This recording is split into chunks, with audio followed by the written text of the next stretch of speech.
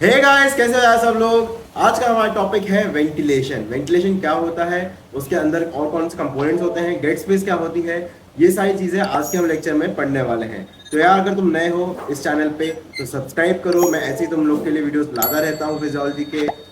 पूरी यूनिवर्सिटी के हम जो टॉपिक्स हैं सब कवर कर रहे हैं। हमने काफी 2-3 यूनिट्स अब तक कवर कर ली हैं। अभी हमारा रेस्पिरेटरी यूनिट बचा हुआ है, 2-3 चैप्टर हैं बस इसमें। 2-3 लेक्चर और लगेंगे उनको कंप्लीट करने के लिए, और उसके बाद हमारा रेस्पिरेटरी यूनिट भी कंप्लीट हो जाएगा। तो अगर तुम लोग नए हो तो चैनल को सब्सक्राइब करो, और तुम लोग अपने फ्रेंड्स के साथ भी शेयर करो।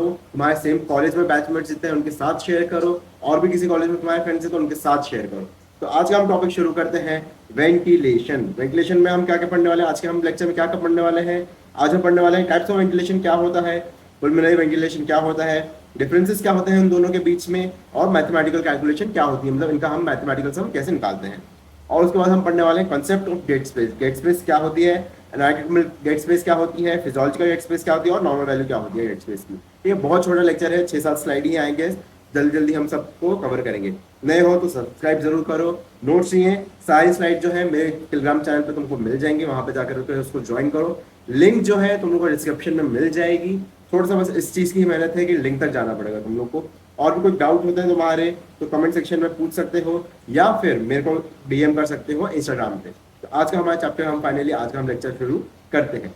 वेंटिलेशन। वेंटिलेशन को हम दो कैटेगरी में बेसिकली डिवाइड करते हैं। एक होता है हमारा पुल्मोनरी वेंटिलेशन, और एक होता है हमारा एल्वियोलर वेंटिलेशन। दोनों के बीच में क्या डिफरेंस होते हैं, क्या इनकी वैल्यूज आती हैं, हम इन सबको भी देखते हैं। सो pulmonary ventilation refers to the amount of air that moves in and out of the respiratory tract while within a specific time frame during regular breathing. मान लो हमारी रेगुलर ब्रीथिंग, यानी हम बस सांस ले रहे हैं, नॉर्मली बैठे हुए हैं, जब हम एक्स्ट्रा कोई ध्यान उस पर नहीं दे रहे होते हैं। क्या होता है, जब हम ध्यान देते हैं अपनी सांसों पर, जैसे हम गहरी सांस ले लेते हैं, तो नहीं, हमको उसको काउंट नहीं करना है। हम जब एक नॉर्मल अपने रेस्टिंग स्टेट पे हैं, जब हम ध्यान नहीं दे रहे, जैसे मैं अभी बात कर रहा हूँ, मैं कर रहा हूँ अपना काम, तो मैं अपनी सांसों के ऊपर ध्यान नहीं दे रहा हूँ, तो वो अपनी नॉर्मल रेट पे चल रही है। तो इसी चीज को हम कंसिडर करते हैं पुल्मोनरी वेंटिलेशन में। क्लियर? ओके। और विद इन एक टाइम फ्रेम होनी चाहिए। फॉर एग्जाम्पल, अगर मैं 1 मिनट कंसिडर करूँ तो कितने बार में सांस ले रहा हूँ, है ना, ये हम कंसिडर करते हैं। जनरली 1 मिनट में हम 12 से 16 बार जो है, 16 बार जो होता है हम सांस लेते हैं, हम लोग ब्रीद इन ब्रीद आउट करते हैं। ठीक है। एल्वियोलर वेंटिलेशन क्या होता है, alveolar ventilation refers to the volume of fresh air that reaches the alveoli of the lungs per minute. It is an important measure because it indicates how effectively gas exchange is occurring in the lungs.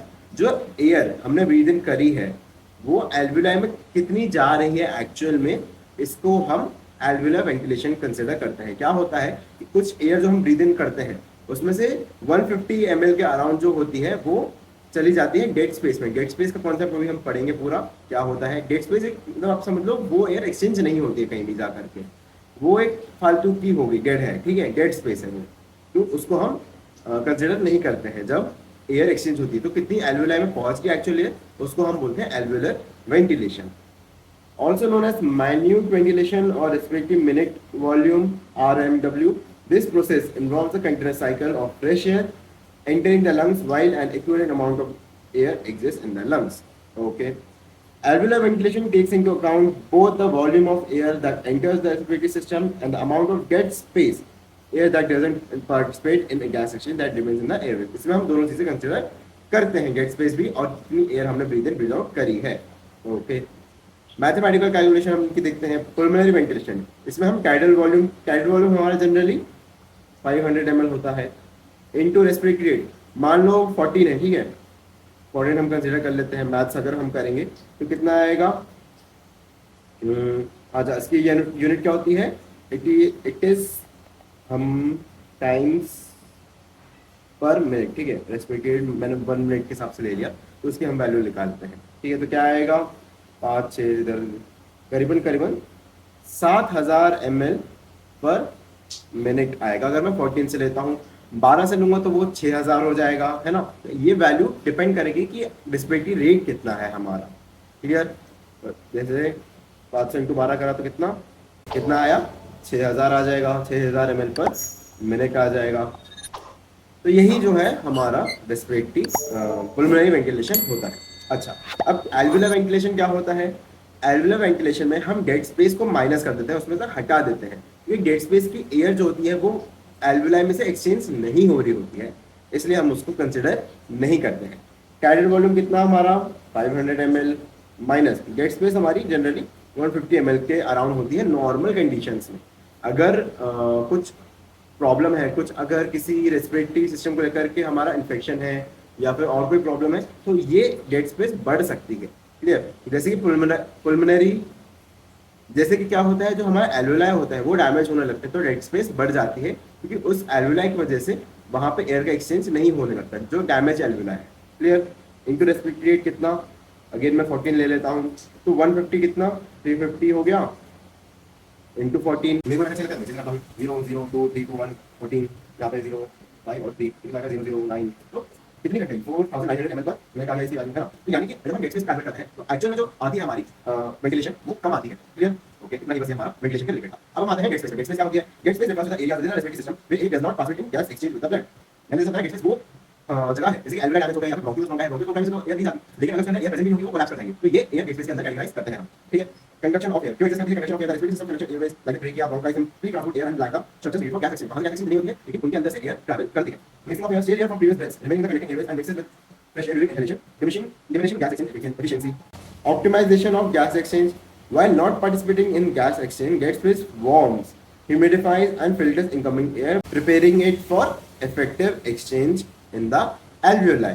क्या होता है कि ये जो air होती है वो humidify करेगी, यानी कि अगर बाहर बहुत ज़्यादा गर्म हवा चल रही है, जैसे अभी सीजन चल रहा है गर्मी का, मैं ये मई में रिकॉर्ड कर रहा हूँ, ठीक है, तो अभी टेम्परेचर कितना जा रहा है 43 45 ऐसे टेम्परेचर जा रहे हैं, तो वहां से जो एकदम गर्म हवा जो अंदर आ रही है उसको हमारे बॉडी के टेम्परेचर के अकॉर्डिंग नॉर्मलाइज करना पड़ता है, तो उसके काम भी आती है। अगर बहुत ज़्यादा बाहर ठंडी हवा चल रही है, जैसे सर्दियों के मौसम में चलती है, दिसंबर जनवरी हो गया, तो वहां से जो ठंडी हवा आ रही है उसको हमें गर्म करना पड़ेगा। इस काम में भी हमारी जो डेड स्पेस के अंदर एयर है वो काम आती है। Adaptation. Dead space balances the need of efficient gas exchange with the respiratory systems protection evolving to maintain this equilibrium. Clear? होंगे। टाइप्स ऑफ डेड स्पेस क्या होती हैं? एक होती है हमारी एनाटॉमिकल डेड स्पेस, दूसरी होती है हमारी physiological dead space. Clear? Anatomical dead space extends from nose up to the terminal bronchi. It includes nose, pharynx, trachea, bronchi and branches of bronchi up to terminal bronchiole. Basically anatomical dead space में वो सारे structure आते हैं जहां से gas exchange anatomically possible है ही नहीं। For example क्या, नोज आती है, यहाँ से गैस एक्सचेंज नहीं हो सकती। गैस एक्सचेंज से होने का मेरा मतलब है कि वो ब्लड स्ट्रीम में नहीं जाएगी, ठीक है, यहाँ से एयर हमारे रेस्पिरेटरी सिस्टम में जाएगी, पूरा ये ट्रेकिया में से होते हुए जाएगी, तो ये सारी जो स्पेसेस हैं यहाँ से एक्सचेंज नहीं होगी, इसलिए ये डेड स्पेस में काउंट होती है। एनाटॉमिकल डेड स्पेस में इनको हम काउंट करते हैं। These structures serve only as a passage for air movement. ठीक है, ये सिर्फ एक जरिया है, ये एक पैसेज है। Gaseous exchange does not take place in these structures. Second है हमारा physiological dead space. Physiological dead space includes anatomical dead space plus 2 additional volumes. इसमें वो पूरी जो anatomical हमने पढ़ा है, nose, trachea, है ना, pharynx, ये सारी चीजें भी हैं, लेकिन इसके साथ साथ हम दो चीजों को और किसको air in the alveoli which are non functioning. ऐसे एल्वुलाई जो डैमेज हो गए हैं, जिनमें से एयर एक्सचेंज नहीं हो रही है, उनको हम कंसिडर करते हैं air in the alveoli which do not receive adequate blood flow. हो सकता है कि कोई एल्वुलाई है, जैसे कि फॉर एग्जांपल ये एल्वुलाई है, तो यहाँ पे उतना हमारा जो कैपिलरी नेटवर्क है उतना एफिशिएंट नहीं है। फॉर एग्जांपल यहाँ पे कैपिलरी है, ठीक है, अच्छे से यहाँ पे एक्सचेंज हो रहा है, सब हो रहा है, लेकिन यहाँ से कैपिलरी है ही नहीं, यहाँ पे कैपिलरी प्रेजेंट ही नहीं है, तो इन जगहों को भी हम कंसिडर करते हैं फिजियोलॉजिकल डेड स्पेस में। और ये क्या है, हमारा डैमेज हो गया है, अगर हमारा एल्वुलाई अगर डैमेज हो गया है तो उसको भी हम कंसिडर करते हैं फिजियोलॉजिकल डेड स्पेस में। तो फिजियोलॉजिकल डेड स्पेस क्या हुई, एनाटॉमिकल डेड स्पेस प्लस 2 और नई वॉल्यूम, जैसे कि हमारा जो एल्वुलाई डैमेज हो गए हैं, और दूसरा जिन एल्वुलाई के पास उतनी ब्लड कैपिलरीज नहीं आ रही है, वहां से वो एक्सचेंज कर ही नहीं सकते हैं, तो ये हमारा डेड स्पेस होता है। आई होप क्लियर है। नहीं है तो मुझको ऑफकोर्स तुम लोग कमेंट्स में पूछ सकते हो, नहीं तो डीएम कर सकते हो इंस्टाग्राम पे, ठीक है। तो एनाटॉमिकल डेड स्पेस क्या हुआ, पूरा ये फेरिंग्स हो गया, ट्रिकिया हो गया, ब्रोंकस हो गए, ब्रोंक्यूल्स हो गए, टर्मिनल ब्रोंक्यूल्स हो गए, ठीक है, प्राइमरी सेकेंडरी टर्शरी सारे टाइप के ये ब्रोंक्यूल्स हो गए। यहाँ पे ये हमारा एनाटॉमिकल डेड स्पेस हो गया, ठीक है। एंड ये है हमारा फिजियोलॉजिकल डेड स्पेस जो एल्वेलाई डैमेज हो गए हैं या फिर जिनके पास इनएडिक्वेट ब्लड कैपिलरी है, ठीक है। यहाँ से अगर मैं ब्लड कैपिलरी गायब कर दूँ तो वहाँ पे गैसियस एक्सचेंज नहीं हो पाएगा। क्लियर? आई होप क्लियर है। The normal value of dead space can vary depending on factors such as age, body size and lung health. हमारे एज कितनी है, बॉडी साइज कितना है ना, बड़ा आदमी है, छोटा आदमी है, फिर या फिर लंग की कोई उसमें डैमेज तो नहीं है, तो ये सारी चीजें कंसिडर करते हैं। However, a commonly cited approximate value for physiological dead space is in healthy adults is around 150 milliliters, ठीक है, 0.15 liters इसको हम बोलते हैं। It is because all the alveoli are functioning and all the alveoli receive adequate blood flow in normal conditions. Physiological dead space increases during respiratory diseases which affect the pulmonary blood flow or the alveoli. कोई हमारी pulmonary disease हो गई, infections हो गया, damage हो गया है, तो उस conditions में हमारा physiological dead space बढ़ेगा। It is essential to know that dead space values can vary among individuals and may be altered in certain conditions such as lung diseases or respiratory distress.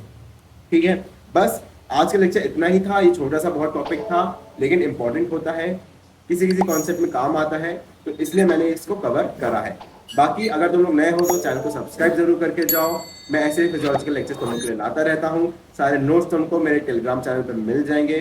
Telegram channel तुम लोग जा करके join कर सकते हो, ठीक है। वहाँ पे सारी चीज़ें डलती रहती हैं, नोट्स डलते रहते हैं, क्या अपडेट्स हैं वो सब डलता रहता है। और मेरे साथ कनेक्ट करना है तो तुम लोग मेरे को इंस्टाग्राम पर फॉलो कर सकते हो, ठीक है। तो बस यार आज के लिए इतना ही, मिलते हैं अगले लेक्चर में।